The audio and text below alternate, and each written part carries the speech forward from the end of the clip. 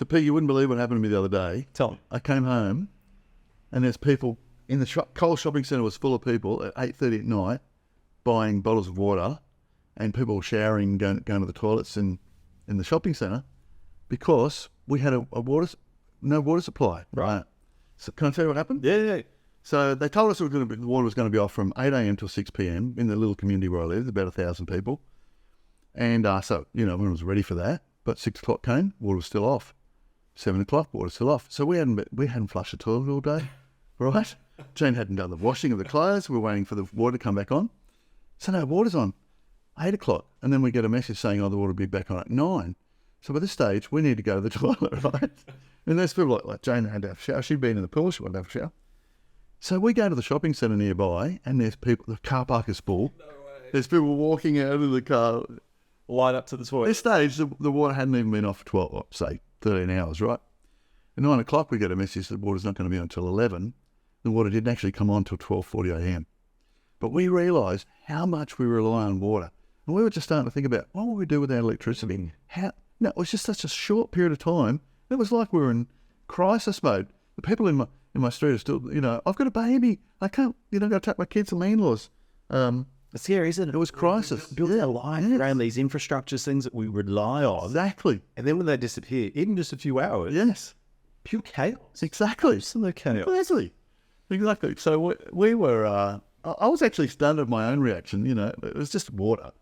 I mean, you can think back a couple of years when we had the COVID and what was happening in the shopping centres, toilet paper hoarding, That's right. all that sort of stuff. Yeah, But exactly. it highlights the fact that we've got such a reliance on systems, on technology in particular. Infrastructure. Infrastructure. Yeah, exactly. That when they go down, then we're up the creek without a paddle, usually, because, well, what do? We turn the tap and it normally comes out. Yeah.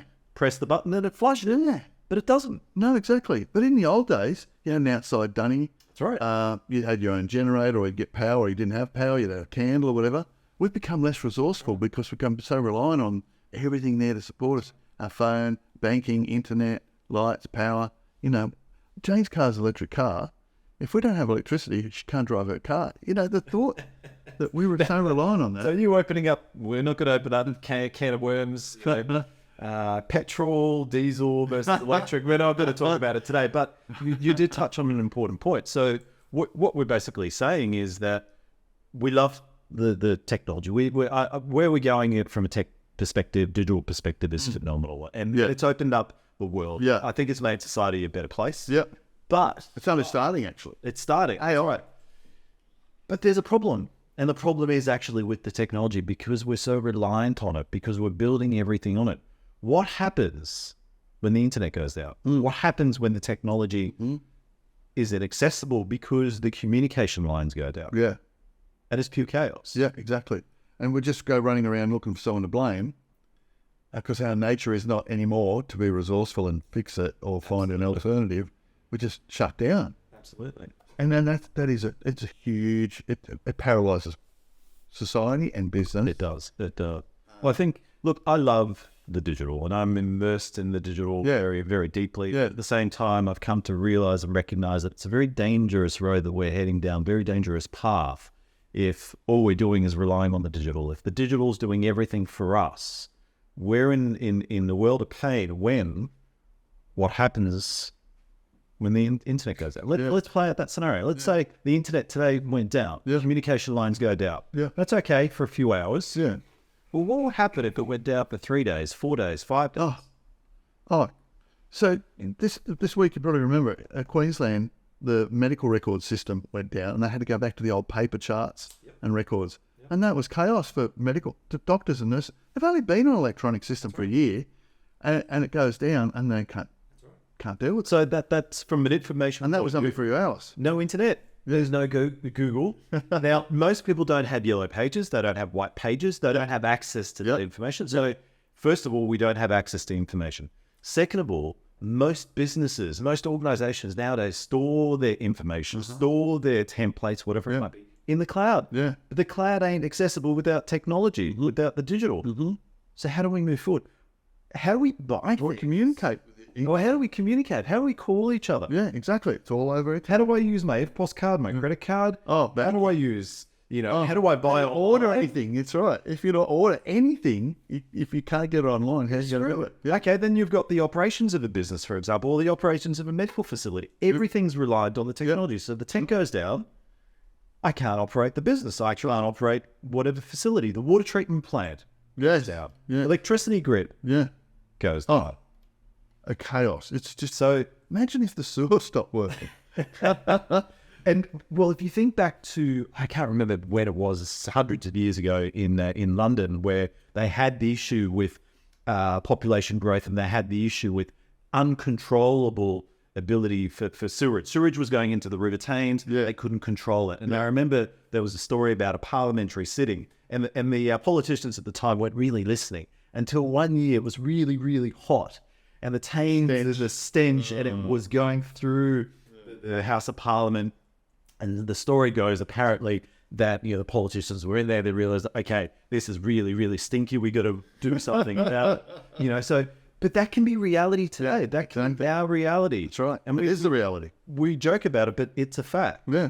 The fact is that we're too reliant on it because most businesses, most organizations don't have adequate. We're totally reliant on it. My 89-year-old mum cannot do things unless she uses the internet, and she's not savvy. So for older people, it's a massive challenge. Just real system, make a doctor's appointment or get your Medicare paid, or everything relies, I think everything relies on the internet and power and the digital technology. And banking, you can hardly pay anything or do anything these days with cash. It has to all be cashless and online, right? So the threat is real.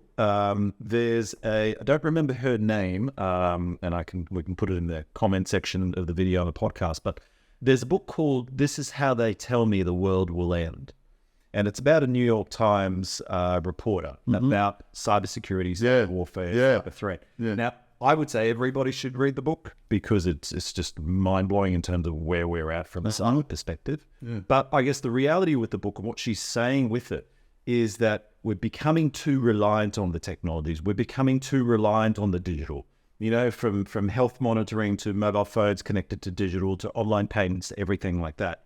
And we've got to pause and we've got to reflect as a society and wind it back a little bit and go, okay, what are we doing to mitigate against the threats? Because the threats are coming. Optus.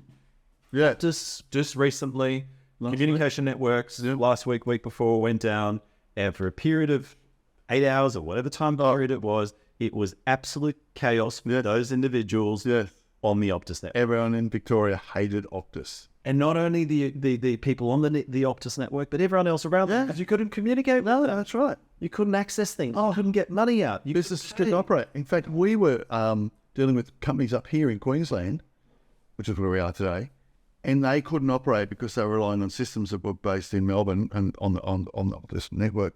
So their businesses were paralysed. They either couldn't get paid or they couldn't do what they needed to do. So that's an immediate example. And so, people might say, oh, you're fear-mongering, you're sort of, saying things that aren't realistic. Well, no, this is reality. Today's reality is that a rogue actor or a piece of technology that updates incorrectly in the middle of the night, which is what happened according to Optus. Oh, is that what happened? Right. According to them, something updated and that caused problems.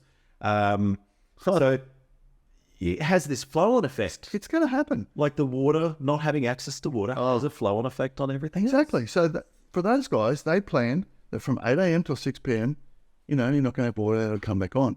But it didn't work out that way. Because you plan your life around that as well. You think, exactly. 6 p.m., water's back. Exactly. There's no guarantees. No guarantees electricity's going to keep running. I mean, apparently in South Africa, they have brownouts all the time now. Limited electricity. So, it's no guarantee that we're going to have power. You flick the switch and the light can go on. There's no guarantee that the internet's always going to work. There's no guarantee that the companies that operate within that digital spectrum are going to always be 100% reliable. Obviously, that hasn't happened. So we need to think about how we're going to deal with those sorts of things, right? Absolutely. I need to have some spare water at home. You do.